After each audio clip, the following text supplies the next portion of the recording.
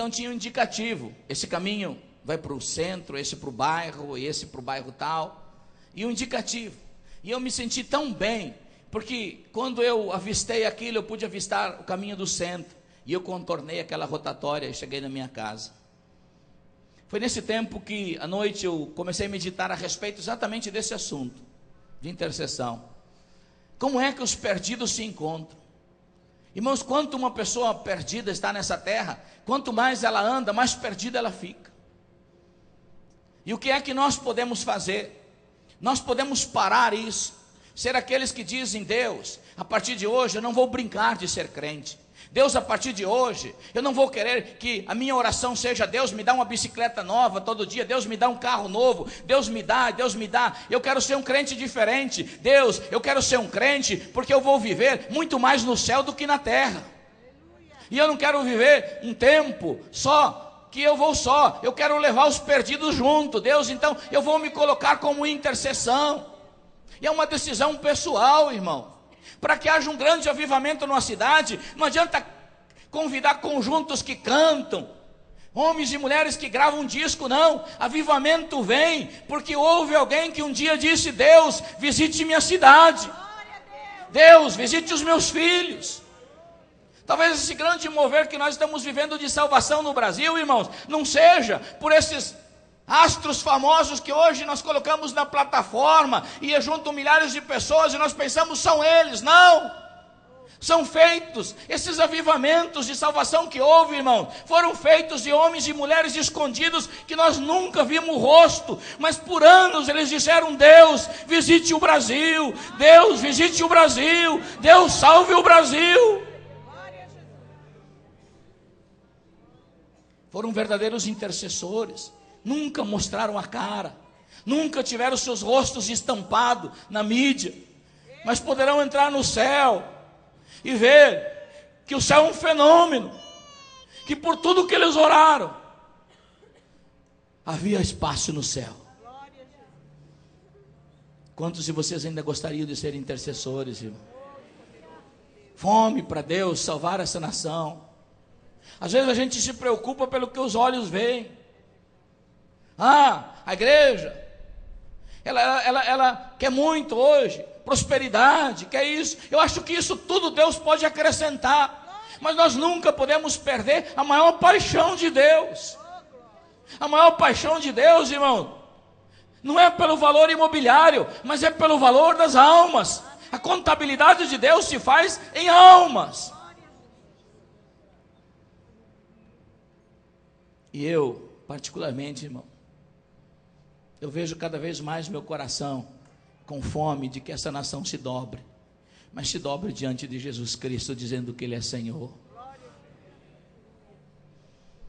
Ser um intercessor, aquele que decide: Deus, eu vou gastar um tempo por dia, e não vou mais aceitar tragédias, não vou aceitar mais que na minha cidade a morte, o inferno impere e roube um terço da juventude, um terço dos adolescentes.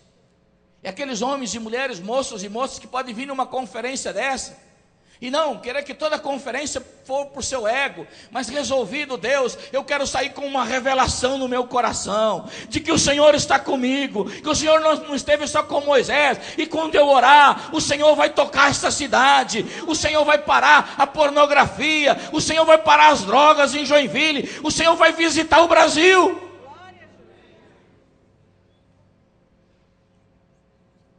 É uma decisão de cada um.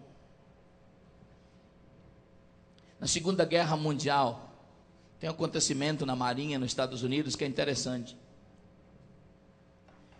Na guerra, nos Estados Unidos, quando os filhos se alistam, me lembro quando veio o alistamento para os meus filhos se alistarem, me deu um gelo no coração, porque lá quando vai para a guerra, não sabe se volta. Não é como no Brasil, o Brasil não é um país de guerra, os Estados Unidos é. E os filhos vão, e muitas vezes nunca mais voltam para casa. Volto num caixão. E o filho de uma mulher crente, uma senhora, pequena, fraquinha, já viúva, ele se alistou para a guerra. na Marinha dos Estados Unidos, isso na Segunda Guerra Mundial. E então, ele não era cristão. E essa mulher disse: Deus, eu não posso permitir que meu filho parta sem te conhecer. E o filho se foi para a guerra. E aquela mulher, todos os dias lá no seu quarto, dizia: Deus, não permita que o meu filho parta sem se arrepender. E esse moço, ele embarcou junto com mais 80 tripulantes num submarino. E nas águas do Japão, esse submarino pifou, seus motores apagaram. E eles desceram ao fundo do mar. Então, por comunicação, o comandante, depois de ver todas as condições de reaver os motores, não conseguiu, chamou 80 tripulantes e colocou a situação: nós temos oxigênio por mais 24 horas, depois todos nós vamos morrer. Uma máquina de milhões e milhões de dólares, 80 vidas. E ele, tentando aquele silêncio geral, perguntou: alguém conhece Deus aqui para pedir um milagre? Aí houve um silêncio em geral. Ninguém falou nada. Depois do silêncio, aquele moço disse assim: comandante, eu não conheço, mas a minha mãe, ela conhece. Porque às vezes eu passo no quarto dela e eu vejo ela falando Deus. É tão íntimo. Ela fala com Deus. E aquele comandante então mandou que toda essa tripulação se ajoelhasse e fizesse uma seguinte oração: Deus, da mãe do soldado tal, visite ela agora, onde ela estiver, para que ela possa pedir um milagre, que a gente seja salvo. Isso era horário na madrugada dos Estados Unidos. Então Deus acordou aquela mulher num sonho, numa visão, e mostrou exatamente a condição em que se encontrava esse submarino.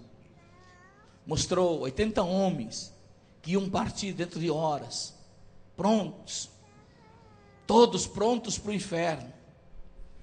E ela se ajoelhou e disse: Deus, não permita que meu filho parta sem antes se arrepender. E inexplicavelmente, sem nenhuma explicação, os motores daquele submarino ganharam força novamente. Então houve, inclusive, muita euforia. Chamaram eles, porque a máquina foi salva, máquina de milhões de dólares, e que eles iam passar por uma espécie de comemoração. Mas o comandante disse: não, antes de nós termos qualquer recepção, nós queremos que você envie alguém, um mensageiro, na casa da mãe do soldado, e ela tem que falar desse Deus, porque se não fosse por ele, nós não estaríamos.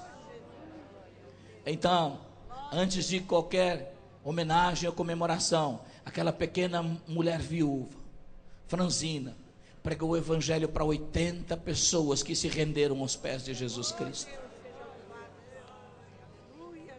Irmãos, eu gostaria que essas velhinhas nunca sumissem da igreja, porque às vezes as igrejas inteiras acham que são carregados por músicos, mas não sabem que são carregados por mulheres às vezes frágeis, que se dobram horas e horas diante de Deus e dizem: Deus, visite a minha cidade. Deus, visite os meus filhos. Deus, visite essa cidade. Deus, visite.